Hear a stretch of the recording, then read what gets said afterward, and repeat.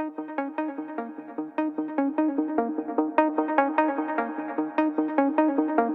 there, everyone. Well, I finally made it. Got to Group F, and this is my Euro 2020 preview for Group F on the Warren's Team Talk channel. Thank you very much for coming back and coming to see me yet again. It's the second one I've done today. So anyway, I hope that you enjoy it, that you find it interesting and informative, and it whets your appetite for the football feast that we've got coming up.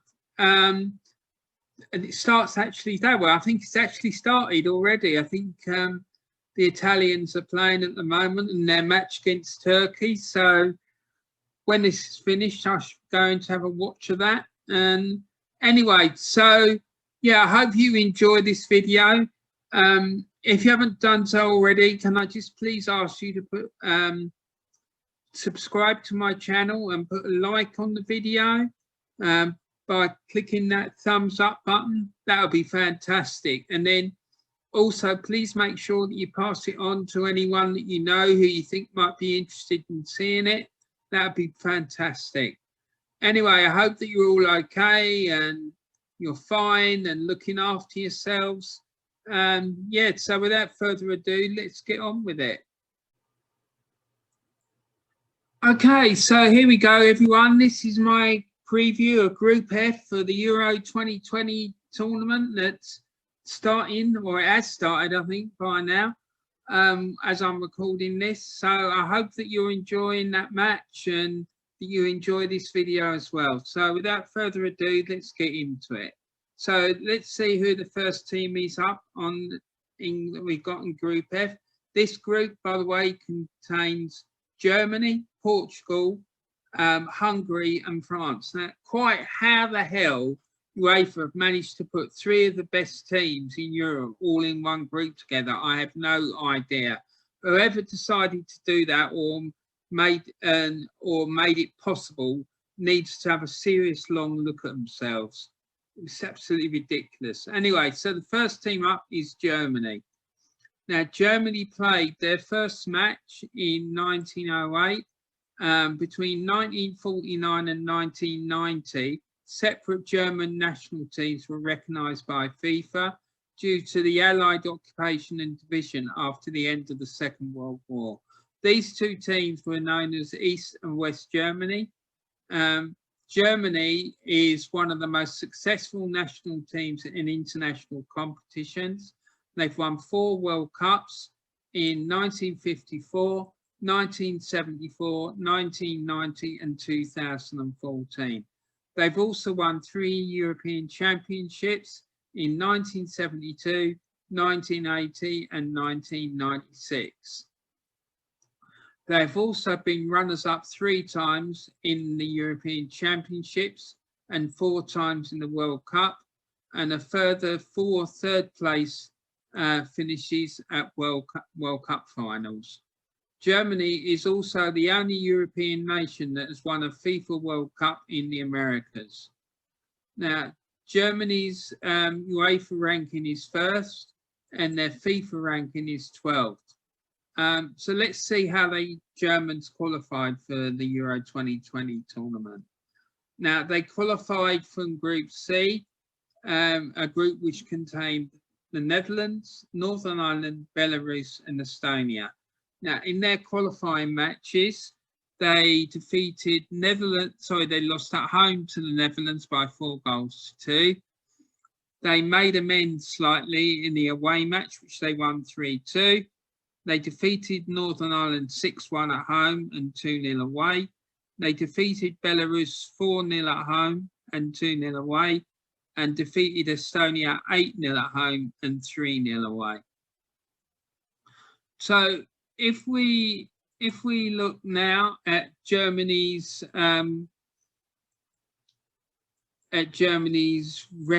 combined record in European Championships and World Cup finals, what I've done here is included 2 scenarios. So we've got the first scenario, which is just for when the Germans were known as just Germany, And in that scenario, they played 76 games. They won 43 of them. They've drawn 15 and lost 18.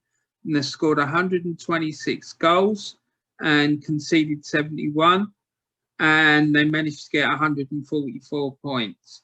Now, if you look at Germany as a whole, if you look at when they were West Germany, separated as West Germany and East Germany, and combine that with what they've done as a single entity, i.e. as Germany, then they've played 159 games. They've won 89 of them.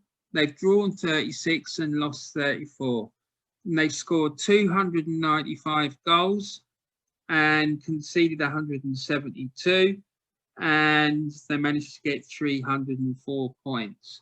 So, and if that was the case, if I'd done it that way, they would easily, by far, be the most successful European nation in terms of major international tournaments. So if we move on now, so if we compare that, if we compare the first scenario, i.e. just when they were just Germany and not separated out, if we compare that with the other finalists that have made it to the Euro 2020 finals this year, historically, Germany are the 5th best team of the 24 sides who have qualified for this European Championship finals. Now, let's have a look at their current form. So, as far as their current form is concerned, in the last 5 games, they've beaten Iceland 3-0 in a World Cup qualifier. They've beaten Romania 1-0 in a World Cup qualifier. They lost to North Macedonia, which was a bit of a shock. They lost 2-1 at home in a World Cup qualifier. They've drawn 1-1 with Denmark in a friendly match and defeated Latvia fairly heavily, 7-1 in a friendly match. So now let's see what else we've got here. So the national manager is, the national head coach is currently Joachim Löw. He was appointed on the 12th of July following Jürgen Klinsmann's decision not to renew his contract. Löw was named as the new manager of Germany, and Löw obtained a contract for 2 years and announced that he wanted to continue the philosophy developed with Klinsmann to play an offensive style. Löw was particularly concerned with the amount of time his players held onto the ball before passing. Now, during his tenure, he reduced this time significantly, increasing the pace of the German game. He declared that his aim was to win Euro 2008. His first game in charge was a friendly game against Sweden in Gelsenkirchen on the 16th of August 2006, and he won that game by 3-0 in a game which Miroslav Klose scored twice and Bernd Schneider scored the other. The highlight of his time as Germany head coach was when he led them to victory in the 2014 World Cup, which included inflicting a 7-1 defeat on Brazil in the semi-final, which stands as Brazil's worst defeat in World Cup history.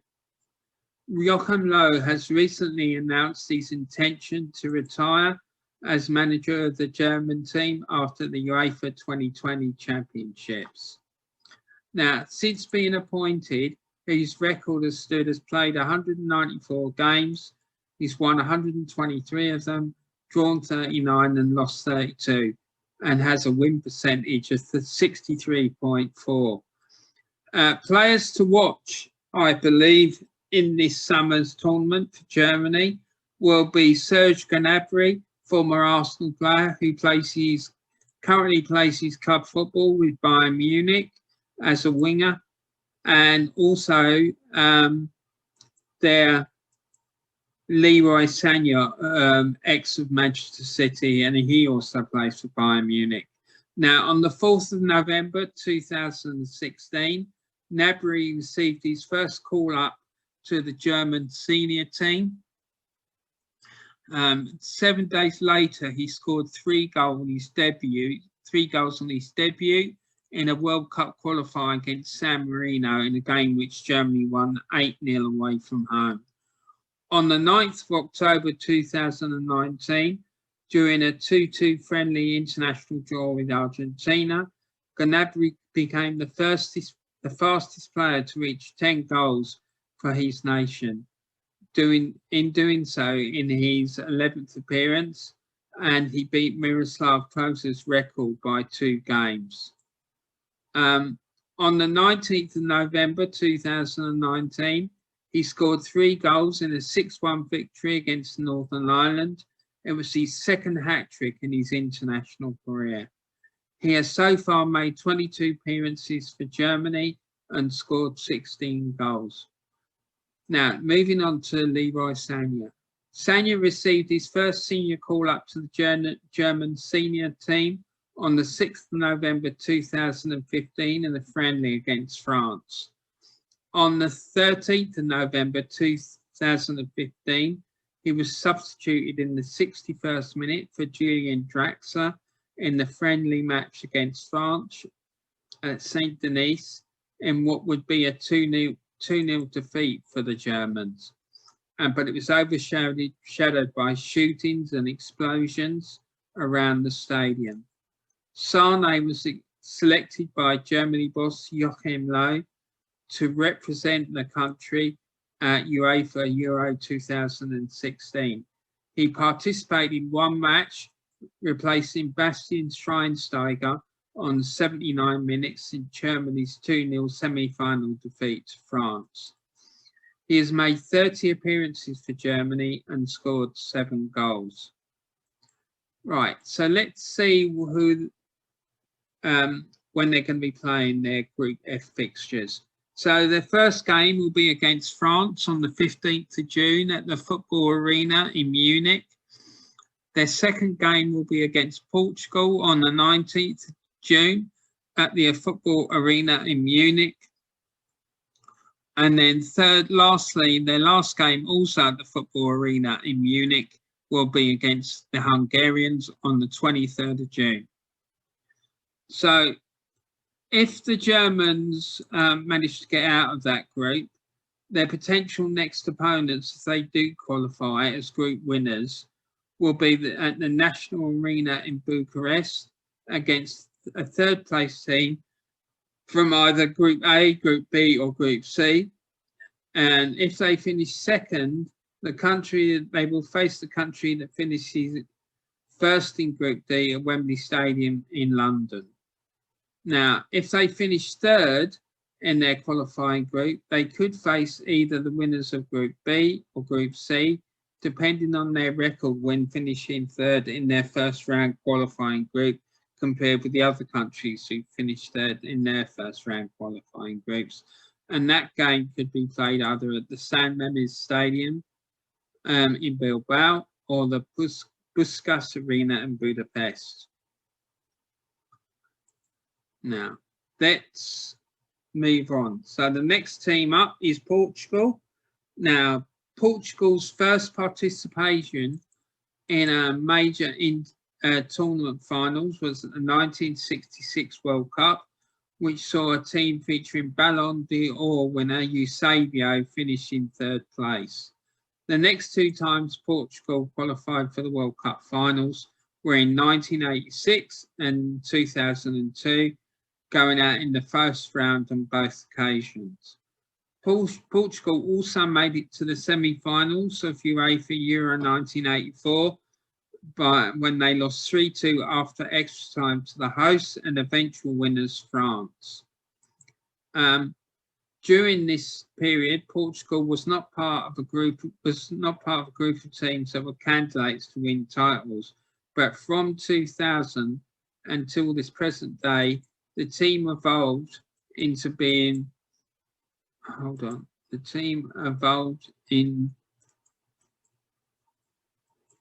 excuse me, what have I done with my cue prompt? The team evolved being present into it being evolved into being present at all the final stages of major tournaments. This was due in great part to the production of several world-class players by Portugal, such as Luis Figo, Rui Costa, Ricardo Carvalho, and Cristiano Ronaldo, who is counted among the best players in history. Now, this golden generation helped Portugal to reach the semi-finals of Euro 2000, losing 2-1 after extra time to eventual winners France, and securing the second place at the Euro 2004 final after losing to Greece on home soil, as well as reaching the semi-finals of the 2006 World Cup, losing to finalist France after a penalty shootout, and ending in fourth place after losing 3-1 to host Germany. Thus being this being the best result of the country in the World Cup since 1966. Despite losing many players in the golden generation, new players such as Fabio Conceição, Jose Moutinho, Nani and Pepe helped the Portuguese reach the semi-finals of Euro 2012, losing to Spain on penalties, with Cristiano Ronaldo finishing as joint top scorer of the tournament with 3 goals. In 2014,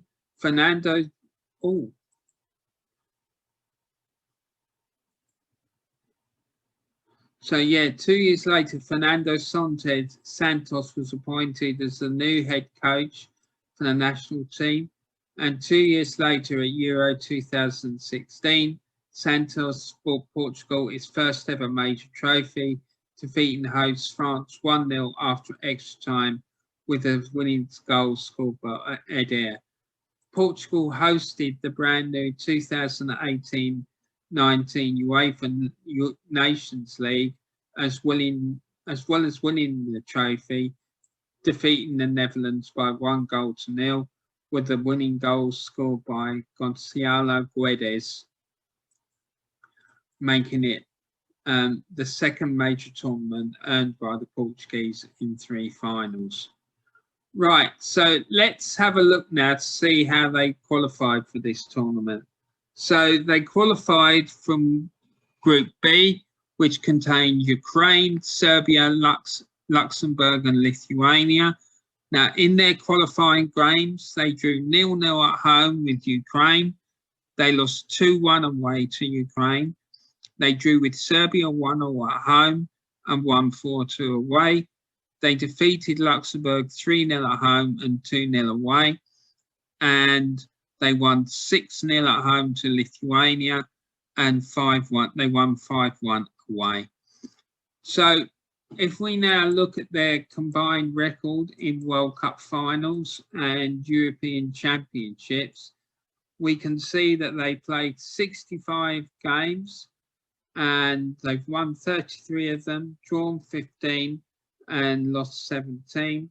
They've scored 98 goals and conceded 65, and they've managed to get 114 points. Now, this record, if we compare it with the other finalists, shows that historically Portugal are the 7th best team of the 24 teams who've qualified for the Euros this summer. Portugal's UEFA ranking is 2nd, and their FIFA ranking currently is 5th. So let's have a look now at their current form. Now, in their last 5 games, they've defeated Azerbaijan 1-0 in a World Cup qualifier. They drew 2-2 with Serbia in a World Cup qualifying match. They've defeated Luxembourg by 3-1 in a World Cup qualifying match. They drew on 0-0 with Spain in a friendly, and they've defeated Israel by 4-0 in a friendly match. Now, the coach for the side at present is Fernando Santos, as we mentioned a little bit earlier. Now, he was appointed on the 23rd of September 2014. Santos was chosen as the new manager of Portugal, and in his first game in charge, which took place on the 14th of October, was a 1-0 win in Denmark for the Euro 2016 qualifiers, and the side went on to reach the finals in France. On the 10th of July 2016, after 3 group stage draws, they qualified through to the knockout stages, and then Santos led Portugal to its first ever major international trophy after a 1-0 extra time defeat of the hosts. And this was the only win in 90 minutes during this tournament, according to the semi-finals against Wales, and his team was the only undefeated side in the tournament. On the 10th of October 2017, the day of his 63rd birthday, Santos coached Portugal to a 2-0 win over Switzerland at the Stadio de Luz, which enabled them to finish the 2000 World Cup qualifying campaign with 9 wins in 10 games. And then in the finals in Russia, they bailed out of the tournament in the round of 16 after losing 2-1 to Uruguay. His record as Portugal head coach is he's played 84 games, won 52, drawn 20 and lost 12, and has a win percentage of 61.9. So he seems to be a very successful manager, to be honest, with a win percentage that high. Now, 2 players to look out for in this tournament are, I'd say, Diego Jotter and Cristiano Ronaldo, otherwise known as CR9. Cristiano Ronaldo plays his club football for Juventus in Italy, and he's widely regarded with Lionel Messi as being the greatest player in the world and of his generation. He's the Portuguese national team captain, and at age 18, Ronaldo made his first senior appearance for Portugal in a 1-0 victory over Kazakhstan on the 20th of October 2003. He was subsequently called up for the UEFA 2004 tournament held in his home country and scored his first international goal in a group stage loss to eventual champions Greece. After converting his penalty in the shootout victory against England in the quarterfinals, he helped Portugal reach the semi-final by scoring the opening goal in a 2-1 win over the Netherlands. He was featured in the team of the tournament, having provided 2 assists in addition to his 2 goals, and he has made 175 appearances for Portugal and scored 104 goals. Now, Diego Jotter, he plays his club football for Liverpool in the English Premier League as a forward stroke winner. In March 2019, Jotter was called up to the senior side for the first time ahead of the UEFA Euro 2020 qualifying matches against Ukraine and Serbia, but he was not used. He was then part of the squad that won the 2019 UEFA Nations League on home soil in June, but did not make an appearance. He finally made his debut when he came on as an 84th minute substitute for Cristiano Ronaldo in a 6-0 win against Lithuania in a Euro 2020 qualifying match. He scored his first international goal on the 5th September 2020 in a 4-1 home win over Croatia in the UEFA Nations League. And he has so far made 14 appearances for the Portuguese national team and scored 6 goals. So let's look at their Group F fixtures. So their first game is against Hungary on the 15th of June at the Puskás Arena in Budapest. and they then go on to face Germany on the 19th of June at the football arena in Munich. And then finally, they finish their Group F fixtures with a game against France on the 23rd of June at the Puskas Arena in Budapest.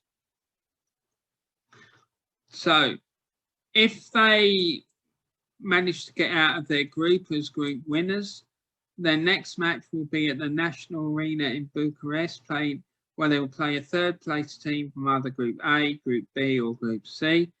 If they finish second in Group F, they will face the country that finishes first in Group D at Wembley Stadium in London.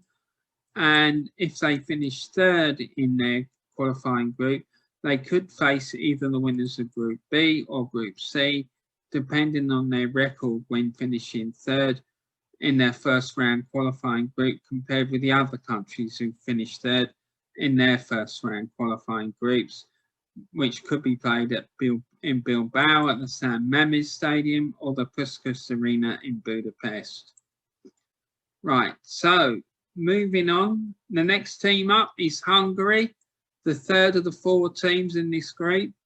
The Hungarian team has made 9 appearances in the FIFA World Cup finals and 4 appearances in the European Championships.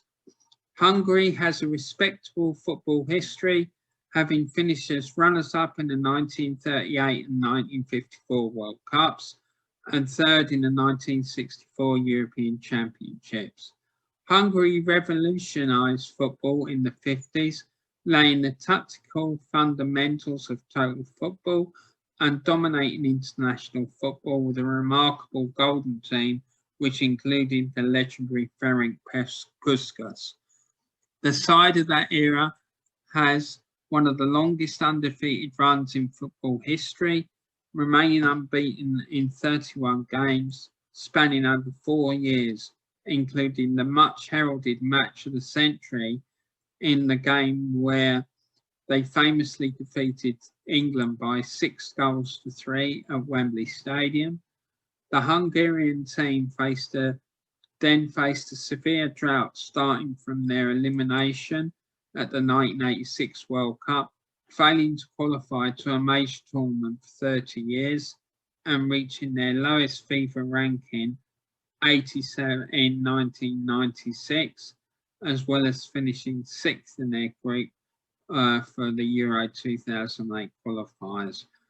Before they qualified to Euro 2016 and Euro 2020 promotion to the 2022-23 season's UEFA Nations League Group A, or League A, I should say. Now, let's see how they qualified for this summer's tournament. They qualified from Group E, where they faced Croatia, Wales, Slovakia, and Azerbaijan. And in their qualifying games, they defeated Croatia 2-1 at home and lost 3-0 away. They defeated Wales 1-0 at home and lost 2-0 away. They lost at home by 2-1 to Slovakia and 2-0 away. And then they won 1-0 at home to Azerbaijan but lost 3-1 away.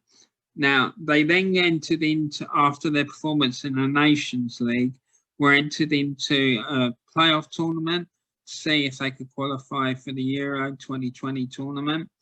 Now, in the semi-final, they faced Bulgaria and won by 3-1, which meant they went to the final.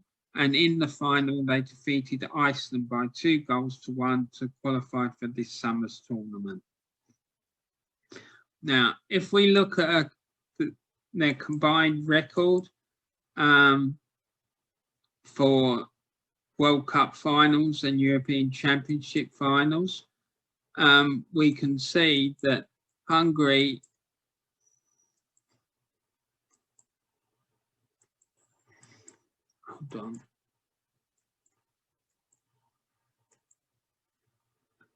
we can see that historically Hungary are the 14th best team of the 24 sides who have qualified for this summer's tournament.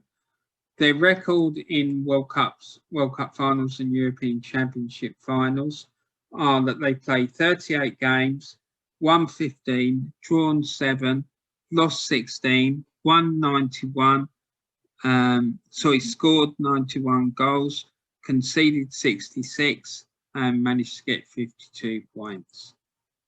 Now, moving on.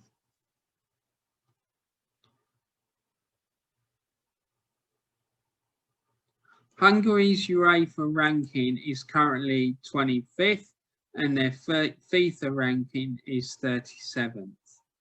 Now, let's look at their current form. So in their last 5 games, they've defeated Poland by 1-0 in a World Cup qualifying match. They drew 2-2 with San Marino, again in a World Cup qualifying match. They've defeated Andorra by 3-1, again in a World Cup qualifying match. They've defeated Cyprus, they drew with Cyprus 0-0 in an international friendly match. And they've defeated Republic of Ireland 4-0, again in a friendly match. Now, let's see what else we have here. So their coach is a guy by the name of Marco Rossi. Now, he, on the 19th of June 2018, he was announced as the new manager of the national team. One day before the national team's decisive Euro 2020 qualifiers playoff match against Iceland, Rossi was tested positive for COVID-19. And on the 12th of November 2020, Hungary qualified for the Euro 2020 tournament. His record as Hungarian head coach is he's played 29 games, won 15, drew 5 and lost 9, and has a win percentage of 51.72. Now, a player to look out for in this tournament is Willie Orban.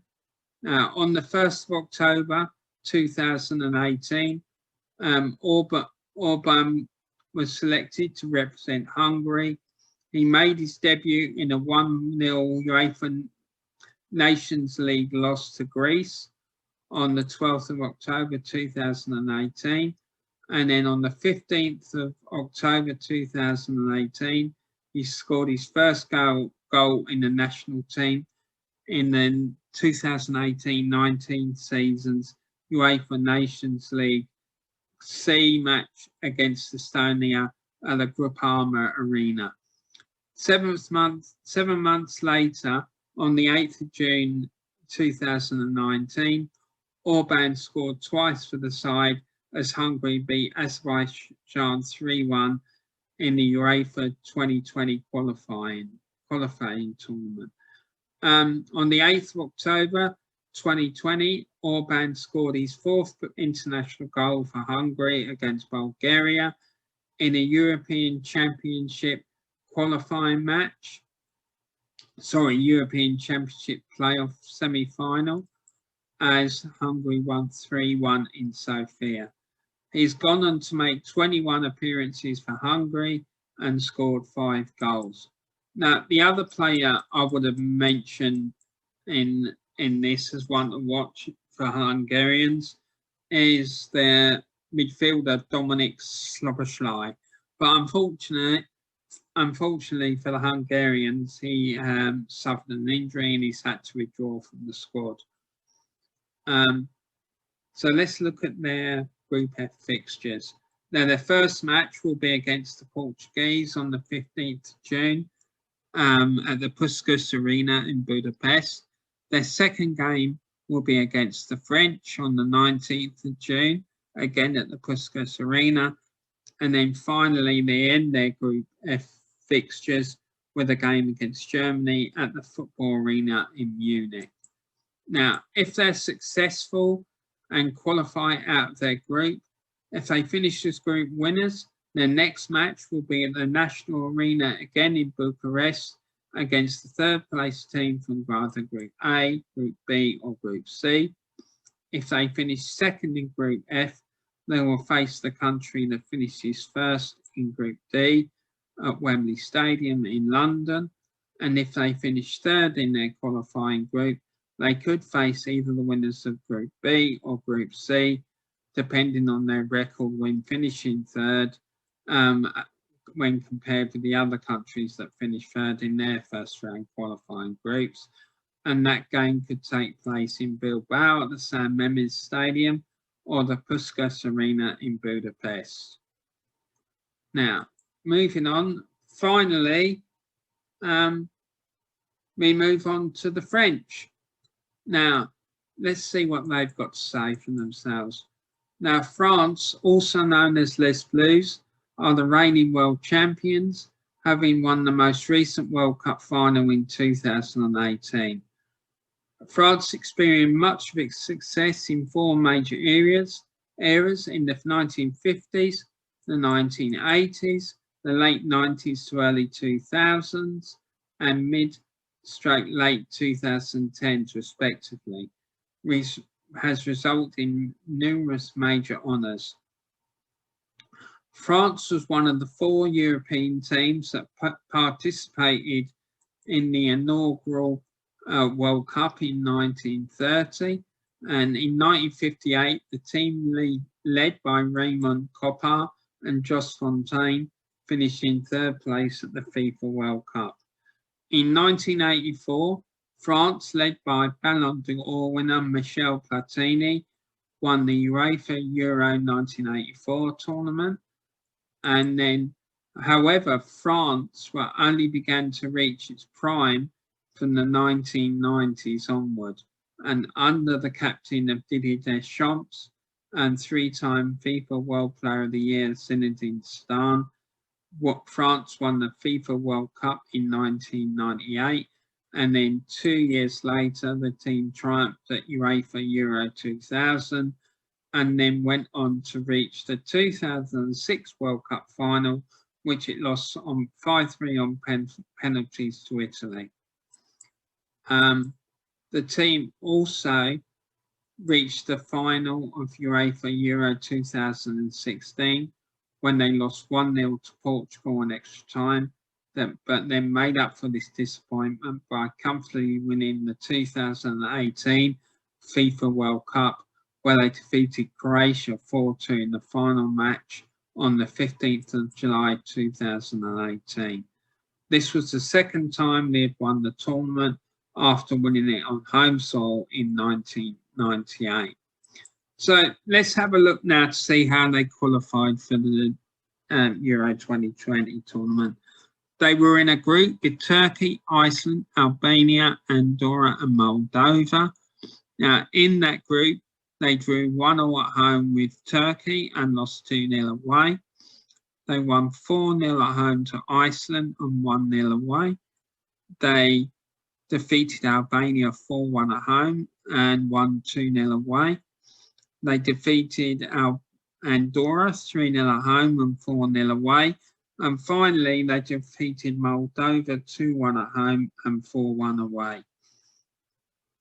Now, if we look at their combined record in European Championship finals and World Cup finals, we can see that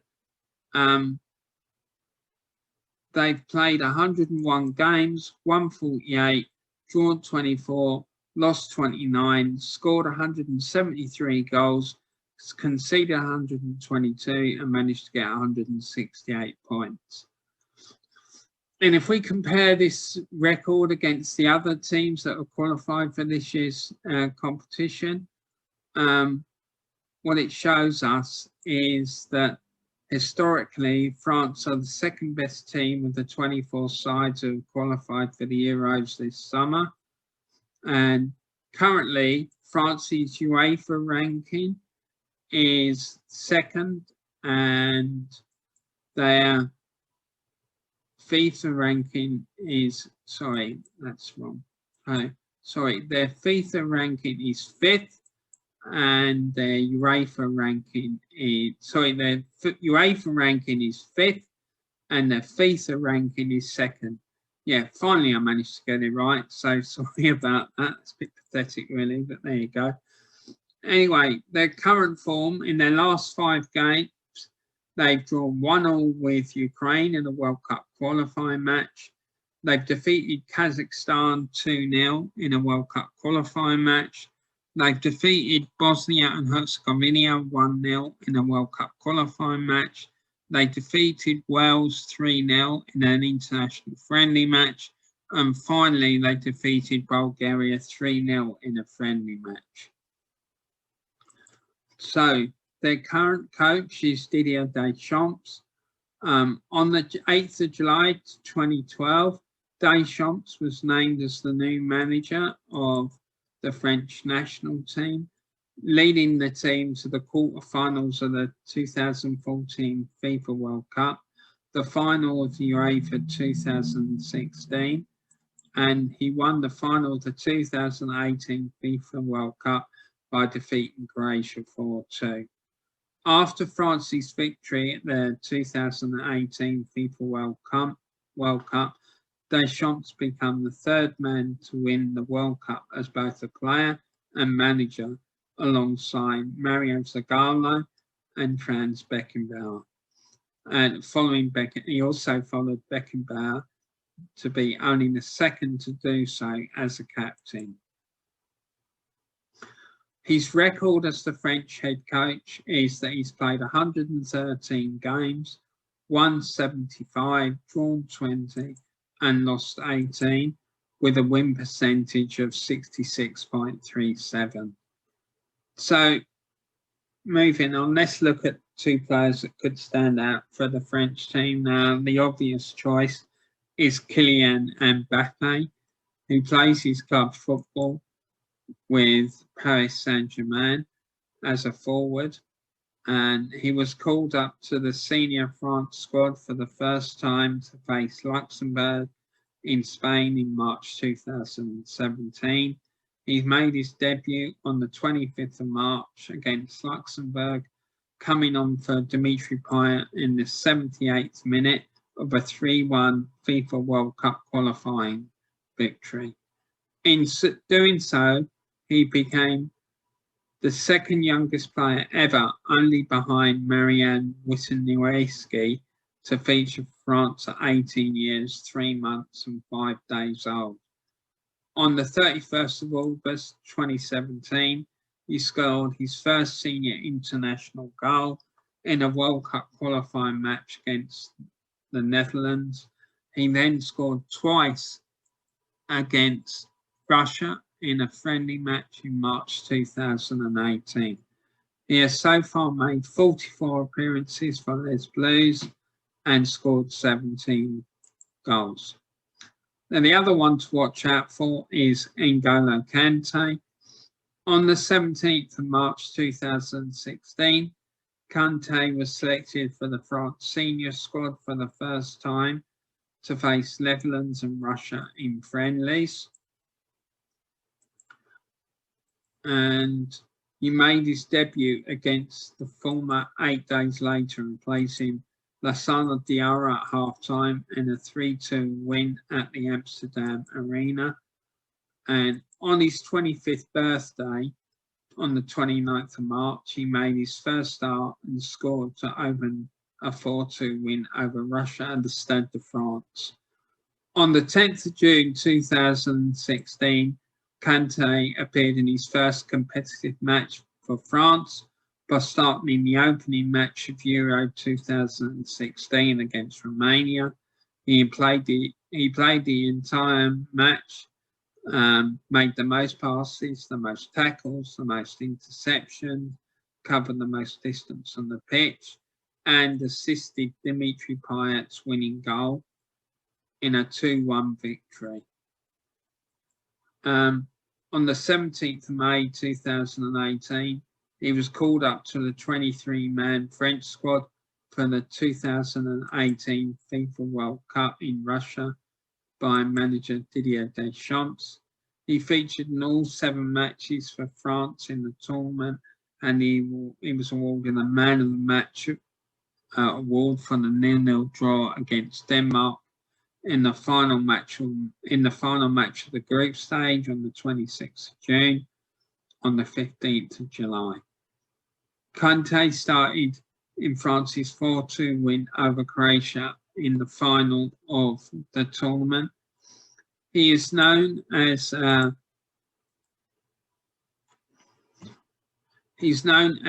dynamic, diminutive and disciplined player, as well as for his relentless energy, excellent ball winning abilities, and also being a box-to-box midfielder in the centre of the pitch. So let's look now at their Group F fixtures. Their first match will be against the Germans on the 15th of June at the Football Arena in Munich. They will then play Hungary on the 19th of June at the Puskas Arena, and then they will finish with a game against Portugal on the 23rd of June. Now, potentially, if they qualify out of the group as winners of the group, their next match will be at the National Arena in Bucharest against the third place team from either Group A, Group B or Group C. If they finish second in Group F, they will face the country that finishes first in Group B at Wembley Stadium in London. And if they finish third in their qualifying group, they could face either the winners of Group B or Group C, depending on how their performance stacks up against the other teams who finish third in their first round qualifying groups. Now, if they finish third, they can either play their round of 16 match at either the Bilbao's San Mamés Stadium or the Puskas Arena in Budapest. So that's all we've got to talk about with the French team. So that concludes my Group F preview for the UEFA Euro 2020 tournament, and it also concludes all of my preview videos for the UEFA 2020 tournament. Hey everyone, that's it. That's the end of this episode today. That's the end of my preview for Group F of the Euro 2020 tournament. I hope you've enjoyed this video and all the other ones that I've put out this week about the Euro 2020 tournament. I hope you enjoy the tournament and you find it fun and interesting, and that you enjoy all the fantastic football that's on offer. Anyway, so thanks very much for coming again to see my video and come and visit my channel today.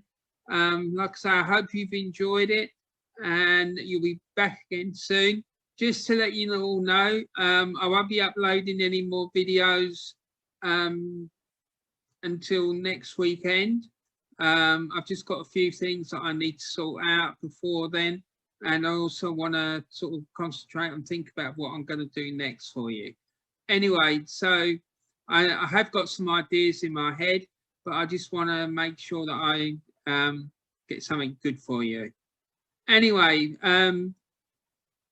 with that, so that's it really. All that's left for me to say is have a great rest of your day, whatever you're doing, and please remember to look after each other and keep talking to each other. Make sure you spread some love and joy and happiness around the world, and look out for each other really. Anyway, so that's it from me for now. Thanks again for watching my video. Please remember to subscribe, like and share, and I look forward to seeing you again soon. Take care everyone. Bye.